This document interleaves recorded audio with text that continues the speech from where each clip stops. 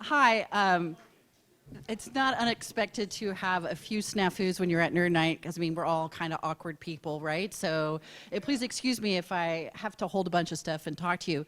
But there are a lot of things I have to say about monster drawing, and I want to make sure I'm keeping myself on time. And if I have time at the end, I'll give you guys a demo if that's something that you want to see and are interested in, a live demo. But I have some slides here to also talk to you. So today, if you had a cocktail napkin or a coaster nearby that you wanted to draw on during this presentation, I highly encourage that.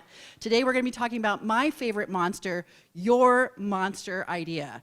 And how does one go about making that? Well, the first thing we would want to say is that I have been doing this for a long time. I've been teaching art for computer games for 20 years. I'm a part of the Austin Community College's department that has the longest name. It's Game Development, Animation, and Motion Graphics. And we used to be part of visual communication, but they had 9-degree plans, and it was very difficult to manage all 9 degrees. So we split off and took 5 of those degree plans. And my expertise is in creating art for computer games. And if you are really interested in this topic and want to know more, we have some great entry-level classes that don't require any prerequisites. They're going to cover some more drawing skills beyond what you see tonight's slideshow. So there are a lot of different ways to begin drawing out your idea. You can see here, there's also lots of different kinds of drawing styles, each using different amounts of realism versus stylization. The drawings that I'm showing you right now are all created by the Danish artist Don Kin, and there's a link to his article about his drawing style in my speaker notes, which I'm happy to share with anybody who's interested. And all of these are created on Post-its. So why are drawing on Post-its really cool for brainstorming and creating ideas for your perfect monster idea? They're small and they're disposable. And so when we start to create new ideas, we want to be able to create as many ideas as there are stars in the sky. And if you're attached to this giant sheet of paper, you're going to put a ton of detail into your drawing, whereas we just want to create a really small drawing that has very little detail.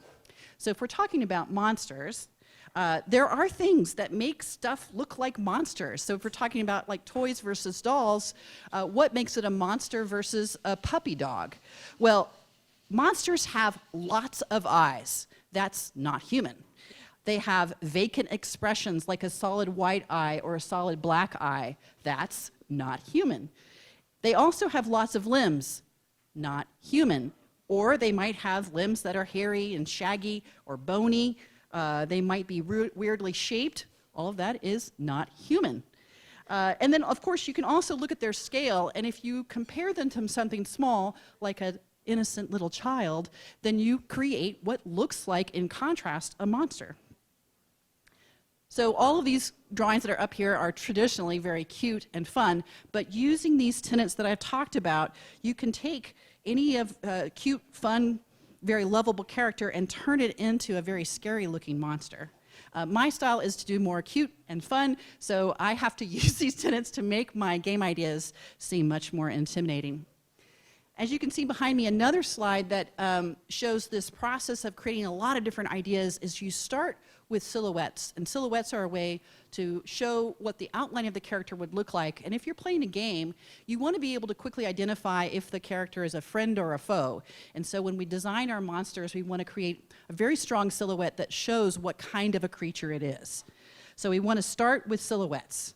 To create the silhouette, we might have to do a little research. So this is a quote from Abraham Lincoln, who says, "If I had 8 hours to chop down a tree, I would spend 6 of those hours sharpening my axe." And the meaning is that if we're going to be doing really great designs that can drive the success of a game, we want to spend some time researching and following some guidelines that seem to always produce really good results. So I'm going to share those guidelines with you today. We're going to start first by looking at the breakdown of what makes for a good silhouette. You want to be thinking about the shape language, whether it looks friendly or aggressive or solid and strong. You're going to also be looking at that construction line. This is a way for us to give some basic skeleton that you can hang the forms of your three-dimensional character on. And then from there, we'll look at proportions, and to create something heroic, we talked earlier about the size of your hero and your action figures. We use the same kind of concept of like exaggerating those proportions, maybe making the chest bigger and the muscles broader, the chest broader, the muscles bigger, to make your character seem more intimidating. And then we also use something called line of action. So here I am standing very statically on the stage. A line of action is when you create your motion, you're really pushing the action, and everything that goes for that action is going in that direction. So you want to push the idea of what you're trying to create in terms of the attack or the way that the character is interacting with the environment in the action that you pose that skeleton. So we call that line of action. And the last thing is that scale. So putting something into the scene or next to the monster that makes the character look really big. So the first of these is shape language. And if you'll notice here, I've got these different monsters, and in your speaker notes, you'll find out who these artists are, and you are able to find out more information on their Instagram. But this guy talks about the idea of your monster being round or boxy or angular, and each one of those things is going to give a different type of a character. When we think about the circle, that character is thought of as much more friendly. If you use curved lines or curved volumes, three-dimensional volumes, it's like the question of, do I want to put my head on a pillow, a brick, or a bed of nails? And so when we think about friendly, it's something that we won't get pokey or damaged with. And the reverse is sort of true for thinking about those angular lines. Angles can make things look fast and dangerous as well. And right smack dab in the middle is our square guy. He's very static and strong looking. If you're going to get the cookies out of the cookie jar, you don't want to stand on a ball, you don't want to stand on a spike, you're going to want to stand on a nice sturdy box. So that psychology that's inside these different basic shapes, if you start with that basic shape when you draw, you can then communicate that kind of attitude or personality about your character. We also have, if you notice here, this is seen in all sorts of designs, especially in car development.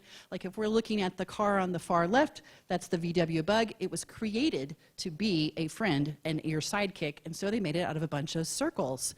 When they wanted to create something that looks strong and sturdy, the Hummer and the Volvo are both very boxy, sturdy, strong, boring cars, right? And then if you want to make something that looks a little bit more fast and dangerous, you're going to put a bunch of spikes on it. It's going to be very angular, cutting through the wind, and so you'll see something like the Batmobile. So the next step is, once you have this overall shape in your head, you want to come into the understanding of making some construction lines. So that has to start with understanding what's the basic construction of both human and animal anatomy. So I have the fast food version of this in the slideshow so that we don't have to spend too long on that. The average character is roughly about 7.5 heads tall. And if we break that down into a stick figure, you can see that over here on the far left, we've got a character that's the normal size human, and then by exaggerating those proportions, you can get to your heroic size character.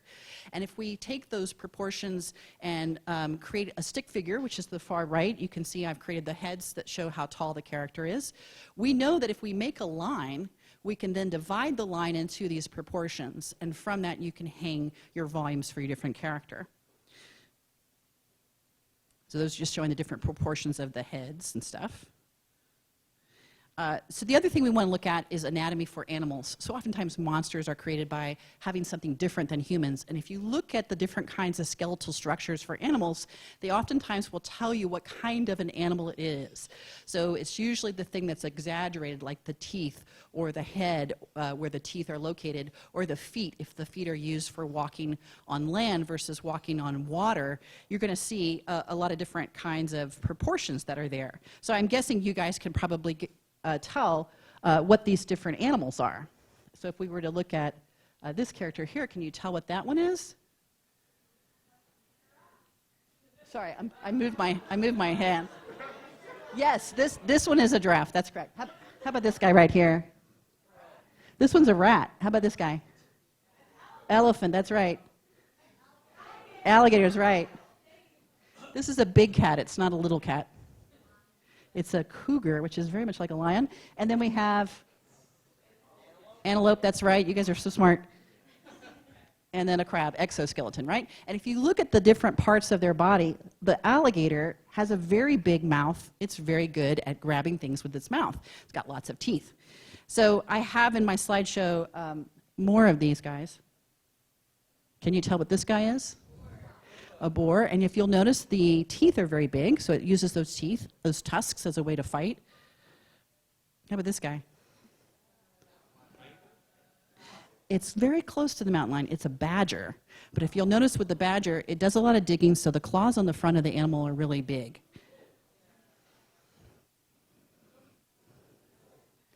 It's like a dog. It's a wolf.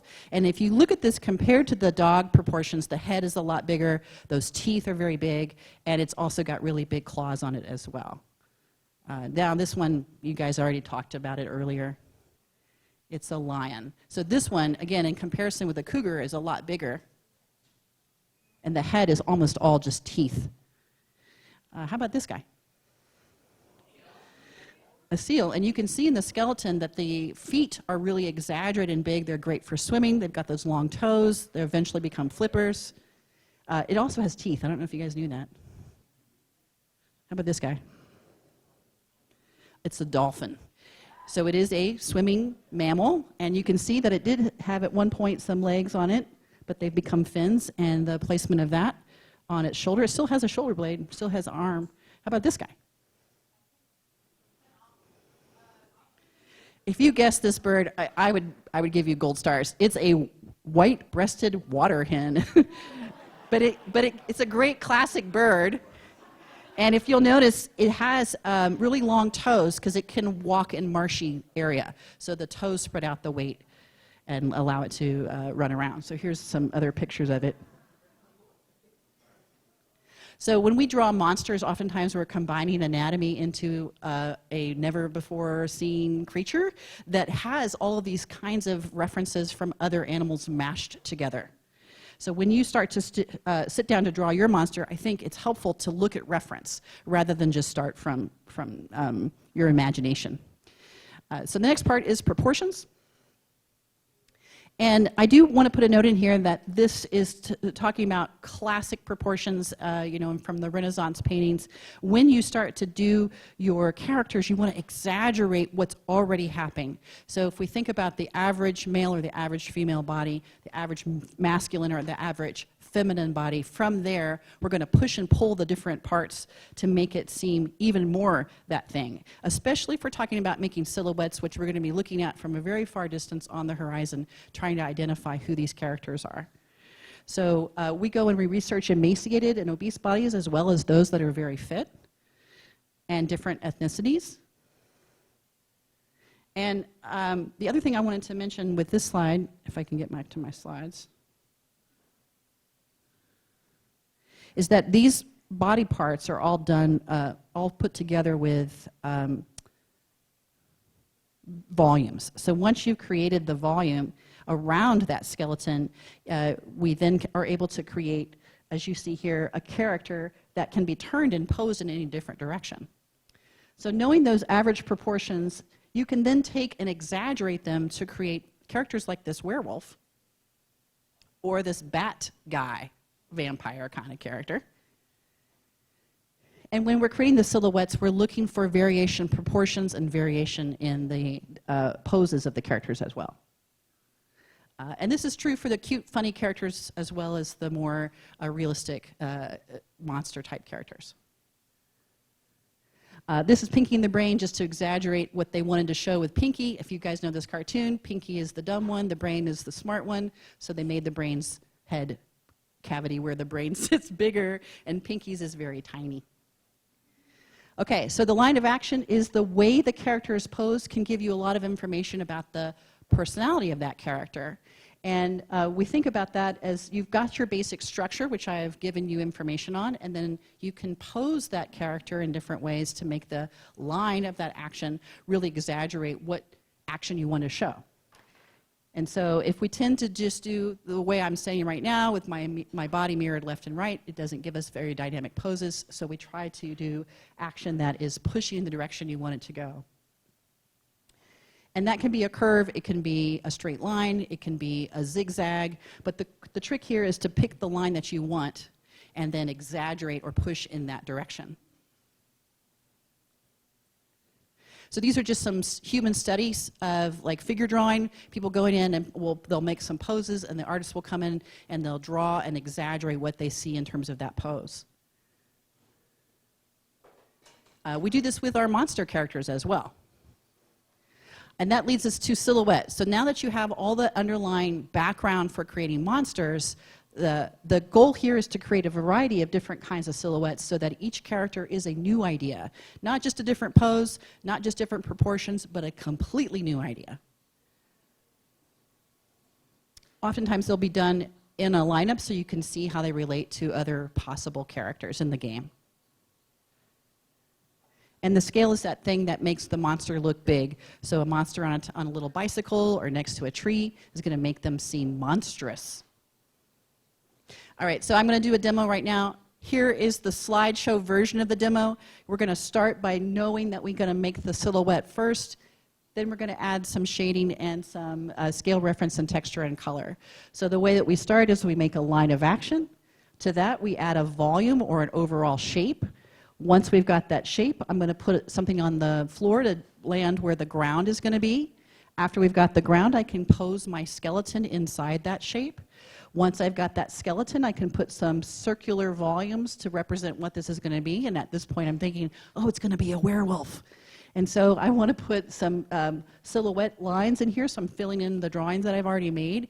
And I noticed already in this part of the drawing that my hand was getting obstructed, and my hand was getting obstructed by the body. So I had to pull those two things out. So I lifted the head up, pulled the arm down, but that still left that other arm kind of obscured by the legs and the body.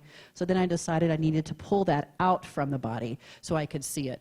But I still wanted my line of action, so I added a weapon to it and made sure that the weapon would curve in the same direction as the line of action. Once I had that in my silhouette, I could then think about the direction that the light was coming from and add in a little bit of suggestive light, and I'm going to put those vacant white eyes in there to make it feel like it's a little bit more monstrous looking. I do a little bit more shadowing on top of my base gray, and then from that, a little bit more highlights in the eyes and on the teeth. And then I have some trees in there for scale so you can see how big this creature is. And then I'm going to start doing a little bit of suggestion of where the background is, a little bit of color, and then drop in a color field. And that's maybe one of several options. And that would take maybe about 15 minutes to sketch this out.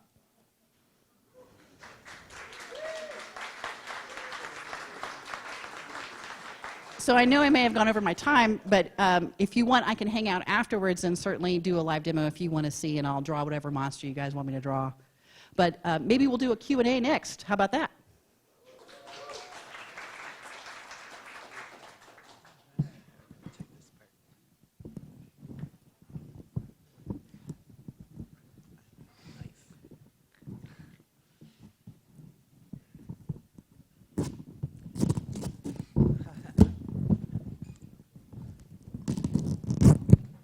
Hey, all right. How many nerds does it take to untape a microphone? All right. Thank you so much. That was wonderful. Oh my God. That's great. And so let's do some questions. Who's got the first question?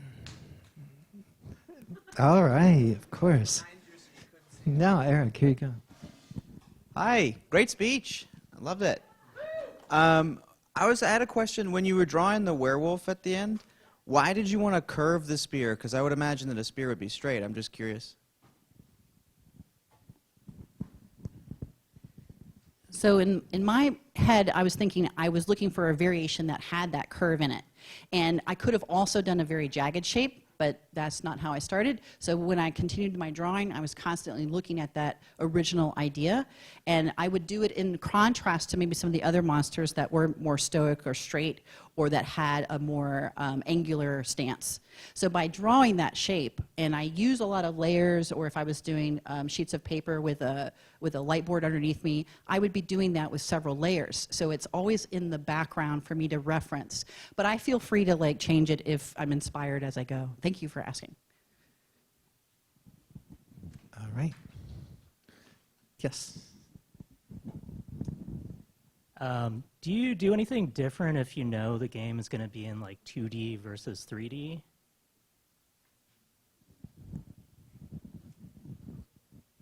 I think ultimately the answer to that question is we still are looking at a flat screen. I mean, you do have VR, you have to have a bifocal view of your characters, but you're still looking at a flat screen, and in silhouette from far away, we tend to see in rods and cones, and the rods are the black and white or the values, we see that first. Like, you can recognize your mother anywhere because you are most familiar with that silhouette. And so even if you can't see that person, you can recognize them. So we treat that same principle for two-dimensional side-scrolling games or isometric games, especially isometric where you're looking down on them. You've got to make sure that the silhouette is away from the body so you can tell what weapon they're holding or what tool that they're going to be using as a character. Thank you for that question. Cool. All right, this table's got all the questions. Hi. You had started off showing the characters as a circle, square, triangle, and do you normally find that you gravitate towards a theme of shapes, or do you like to show a lot of contrast to sort of balance things out as far as like kind of like a curvature big werewolf with like a skinny little knife or something, like as far as what you're trying to go for and what you want the image to look like? That's a great advanced question. So when we're looking for a variation, concept artists are looking for as many ideas as there are stars in the sky. And so yes, you can vary the shapes inside the monster. You can also vary the weapon and have it contrasting in shapes with the bulk of the creature, like you mentioned. You can also think about the pose as being a shape that's different from the volumes in the monster. So when we're trying to get a lot of different ideas, we're looking for all of those different ways. You can unify everything, and that's going to give a different look than if you have everything contrasting. But oftentimes the most successful silhouettes are still readable or legible when you're looking at them in just black and white. Meaning the whole thing is as if it were lit from behind, black, with the white around it. I have a question for you. Have you worked on character design for any games that we might know? I have worked on Death Keep and Slayer, but those were games that were made for the Panasonic 3DO machine, which if you know what that is, I'll give you gold stars. But that's a machine that was a long time ago. It was in competition with the Sony PlayStation machine. It was cheaper to make PlayStation games, so we now know PlayStation, rocks. Everybody loves PlayStation. But at the time, when I first started making games, I was working with a local company here in Austin, and we did all sorts of TSR, Dungeons and Dragons style stuff. Awesome. Yeah. I have a 3DO. Yeah. Any other video game collectors? So I'll do a talk about it sometime. Who else? Another question? Anybody? Yes. Good.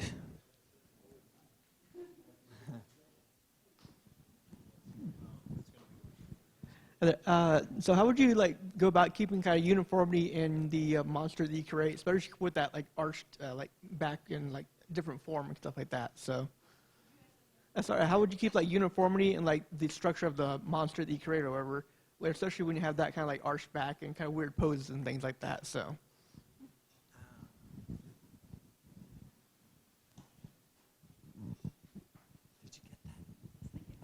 Thank you. That's a really good question. I think people do fight that because they're like, oh, I want this spiky thing to poke out, but I'm trying to keep it inside that curve.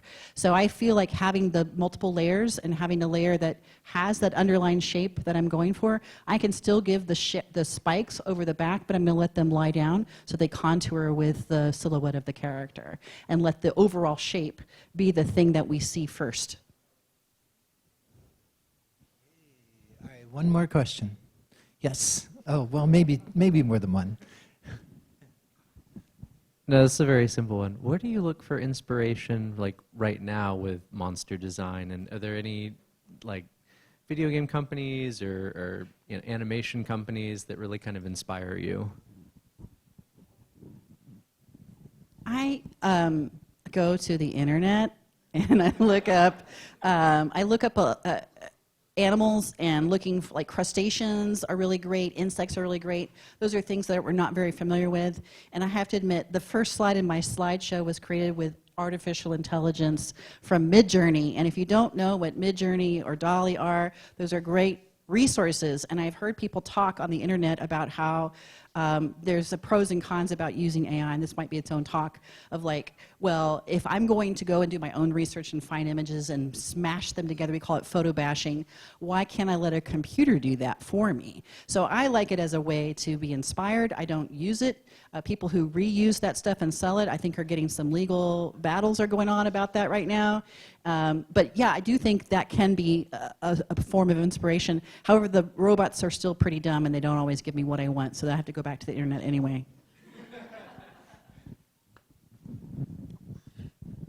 Well, my question is kind of related. I was just wondering if there are any animals or critters that have been in your life that have ended up in a piece of art that was later used in a game or something.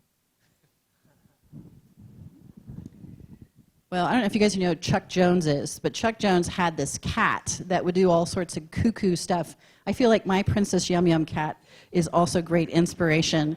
She's a very odd cat, and it can be very friendly and nice, but she just is weird and does crazy stuff. So oftentimes I'll look for her action and poses to inspire me. That's adorable. Okay, so this is the last one. I saw a hand up here. Okay, here you go. Out of all of the monsters you've made, and it's okay to just pick the first one that comes to mind, what is your favorite of your creations?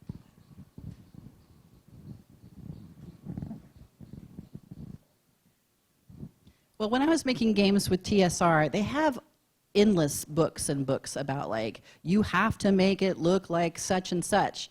But when I was freed from that, in the title that I worked on, we were able to create monsters that were just sort of abstract and weird. And so I found that the things that seem more familiar to me are the things that are actually generally more well accepted and received. And when it gets to be too abstract, it's not so great. So I feel like the characters like a vampire type creature or a werewolf type creature that also has like a fishtail or something like that, those monsters have been the ones that have been the best well received, and the ones, of course, that makes me feel good, so I would say those are the ones that I like. You know, when you're making something that people find appealing, I think it's because they can identify something familiar inside that character. All right, thank you so much, Sarah. Great talk.